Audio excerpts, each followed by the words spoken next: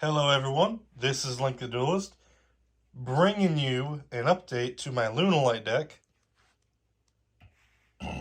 Figured I'd go ahead and update it since Tiger's back at 3. Hell yeah. But I will also be featuring a little bit of a showcase on a side deck.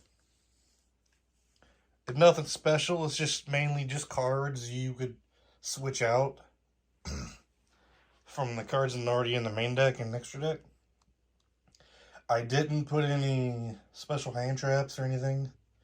You would take the locals inside of it. At least not for right now, but, you know. With that out of the way, though, let's get on into what you guys came to see. Alright, here we are with the monsters. First up, we have Lunalight Kaleido Chick, 3. She is your main starter. She has 3 effects. And first up, once per turn, and that's a soft once per turn, you can send one Lunalight monster from your extra deck or main deck to the graveyard, and this card's uses fusion material this turn. This card's name is treated as that monster's name. If this card is sent to the graveyard with a card effect, you can target one polymerization in your graveyard, add to your hand, and if she is banished this turn, your opponent cannot activate cards or effects during the battle phase. And we have Lunalight Yellow Merit, 2. If she is sent to the graveyard by card effect, you can add one Lunalight spell or trap from your deck to your hand. And once per turn, if she is in your hand or graveyard, you can target one other face-up Lunalight card, add it to your hand, and then special summon Lunalight Marin in defense position. Excuse me. And then banish her when she leaves the field. Then we have Lunalight Black Sheep at 2. You can discard this card and either add a Lunalight monster from your graveyard to your hand, or add a polymerization from your deck to your hand. And if this card uses fusion material, you can add a face-up Pendulum Lunalight monster from your extra deck to your hand, or a Lunalight monster from your graveyard to your hand. And then Lunalight Emerald Bird. Her effect is, if she is normal summon spell summon, you can send one Lunalight card from your hand to the graveyard and draw one card.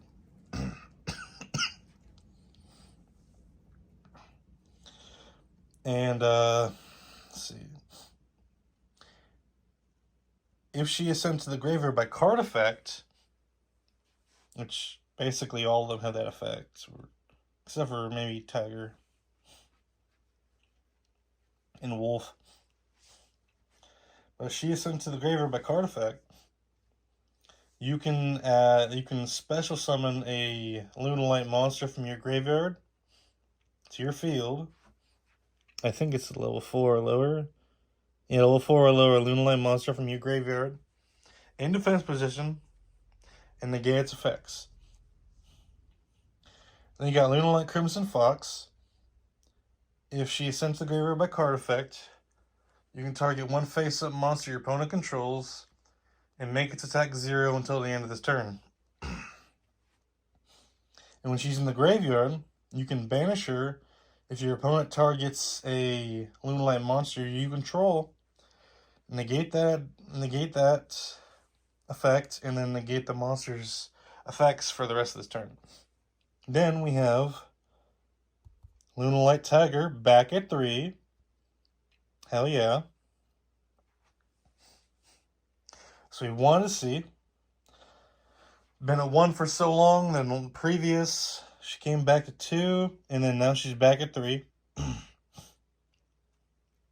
Basically, once per turn, you can target one Lunalight monster you control, or in your graveyard, sorry. Special summon, but it cannot attack, and its effects are negated. Also destroy it during the end phase. That's all you really need it for, really.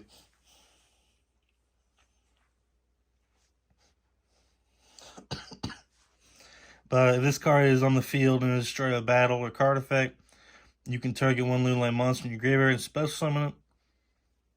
So she does have a recurrence if she is taken off the field.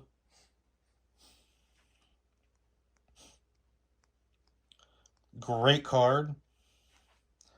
Awesome card. So glad to have that back at 3. Full power Lunalights again. Woohoo. Then we have Lunalight Wolf, one of my personal favorites because of her crazy fusion effect. Basically, you can use her once per turn, fusion summon a Lunalight monster using cards from your field or graveyard and by banishing them. And if she's in the monster zone, obviously, your Lunalight monsters do piercing damage to your opponent. Then we have Tearlament's card. I don't know how to say that. Basically, during your main phase, you can spell summon this card. Then you can discard one card, triggering several different effects. If you happen to have one in your card in your hand. And then you can send the top 3 cards of your deck to the graveyard, potentially triggering even more. That's mainly what she's used for. I don't know if in this specific build you can actually trigger a fusion effect, because it's very specific on how it works. But that's what I use her for. Then Blackwing Zephyros the Elite. If he's in the graveyard, you can target one face-up card you control. Put it back in your hand, and then spell summon this card, then take 400 points of damage. Then we have Ash Blossom as your hand trap of choice. That can be any card, really. I chose Ash Blossom. But with that out of the way, let's go ahead and get on to those spells. Alrighty, here we are with the spells. First up, we have Lunalight Perfume, a 3 of. Keep in mind, it does not count as a Lunalight spell, so you cannot search it out with Yellow Marin. Basically, you can target one Lunalight monster in your graveyard and monster Reborn it. And then you can banish this card from the graveyard, discard one card, and then search out a Lunalight monster from your deck. In Lunalight Fusion, it's Polymerization with Twist. You can fuse summon a Lunalight monster from your extra deck using monsters from your field or hand. And if your opponent controls a monster summon from the extra deck, you can use a Lunalight monster in your extra deck as fusion material. Then Fire Formation Tenki, mainly just to search out your level 4 or lower Beast Warriors. It also gives them 100 attack extra. I think it stacks, I'm not sure. Foolish Burial Goods to send your spells and traps. Basically Lunalight Perfume and a trap card we'll get to soon. Then 3/0 Polymerizations for the interruption. Forbidden Droplet for disruption. Harpy's Feather Duster for back row. Polymerization for fusions, obviously. Moon Mirror Shield for... This card basically is a equip card that makes so your monster is exactly 100 attack more than your opponent's monster that it attacks, that it does battle with, so it's pretty cool. Especially if you're fighting at towers. Foolish Burial for the Sun, and then Called by the Grave for those pesky hand traps. But with that out of the way, let's go and get on to those traps. Alrighty, here we are with the traps. First up, we have Lunalight Reincarnation Dance. Not a lot of people use it, but I like to use it because if a monster of yours is destroyed, if a monster or monsters you control is destroyed by battle or card effect, you can add 2 Lunalight monsters from your deck to your hand. Yes, it can be ash. There's a lot of things that can be ash, but that's still really good if you think about it. That's the difference between bricking and having the material you need to go full combo. Then, Lunalight's Serration Dance, mainly used for its graveyard effect. It's very similar to how Lunalight Perfume works. You can banish this card from the graveyard and discard 1 card, then special summon 1 Lunalight monster from your deck. Yes. And then 2 imperms for more interruption, or more negation. But let's go ahead and get on into the extra deck. Alrighty, here we are with the extra deck. First up, we have the very card that got me into the Lunalights. Lunalight Leo Dancer at 2. Really great card. She is unaffected by card effects. Hold on, sorry. She cannot be targeted or destroyed by your opponent's card effects. And this card can make a second attack during each battle phase, once per turn, at the end of the damage step. If this card attacked a monster, you can destroy all spell summon monsters your opponent controls.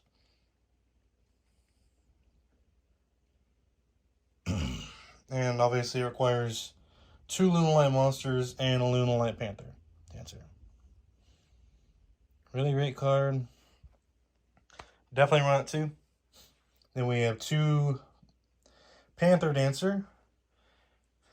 Mainly to bring out Leo Dancer, but she can be used in a pinch if necessary. See,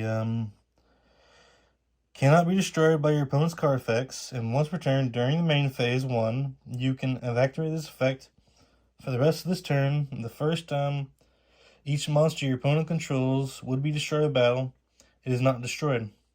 Also, this card can attack all monsters your opponent controls twice each. This turn, when this card destroys an opponent's monster at battle, this card gains 200 attack until the end of the battle phase. So that just keeps stacking up. Really cool card.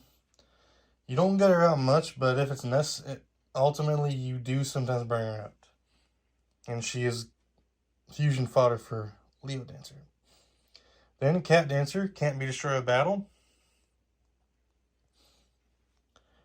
Just requires 2 Lunalight monsters. And during the main phase, you can tribute 1 other Lunalight monster for the rest of this turn. The first time each monster your opponent controls will be destroyed in battle, it is not destroyed. Also, this card can attack all monsters your opponent controls twice each. This turn, if this card declares an attack, inflict 100 points of damage to your opponent.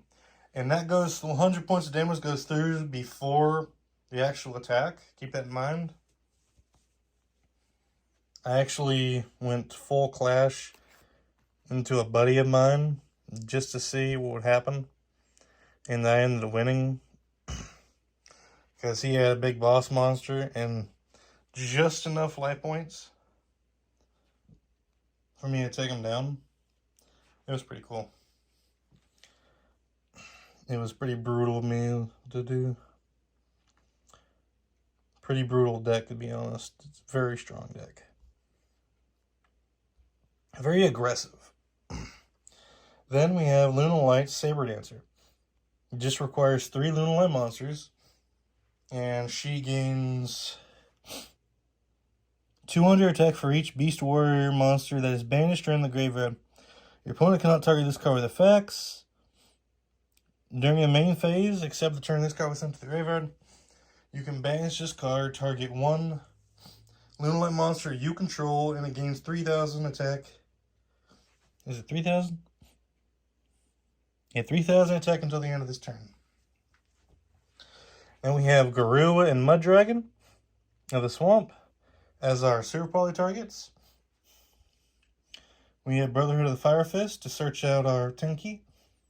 We have the Bujin card here, because it lets you, when it is XYZ summoned, you can send the top 5 cards of your deck to the graveyard, activating a bunch of different cards. Then we have Raiders, Knights, and Ark Rebellion for that package. We have number 60 for draw power, attack power, and see, you can also special summon from the graveyard a monster. We have Divine Arsenal Zeus. Obvious reasons, it's Zeus. An Underclock Taker, because you can target one monster this card points to, one of your monsters this card points to, and one monster your opponent controls. That opponent's monster loses attack equal to that monster you target with this effect. But that is it for the extra deck. Let's go ahead and get on into the side deck. Alright, here we are with the side deck. First up, we have Lunalight Pearl Butterfly. You send this card from your hand to the field to the graveyard and target one Lunalight monster you control. It gains 1,000 attack. Until the end of this turn, you can banish this card from your graveyard. Spell summon one Lunalight monster from your hand. So, it's not exactly a bad card. And we obviously have the other Lunalight fusion, Monster Reborn, Drowning Mirror Force, which is a great tech I had in the original profile. 3 more of your Super Poly targets. You got the Predaplants and Starting Venom. Time Thief Redoer, Typhon, because why not? Dark Rebellion for more OTK potential, and Tornado Dragon for back row. But with that out of the way, that concludes the main deck, extra deck, and side deck. I do hope you all enjoyed the profile. If you have anything to say, please do feel free to comment. With that out of the way, please do like, comment, and subscribe. This is Link the Duelist, and I am out.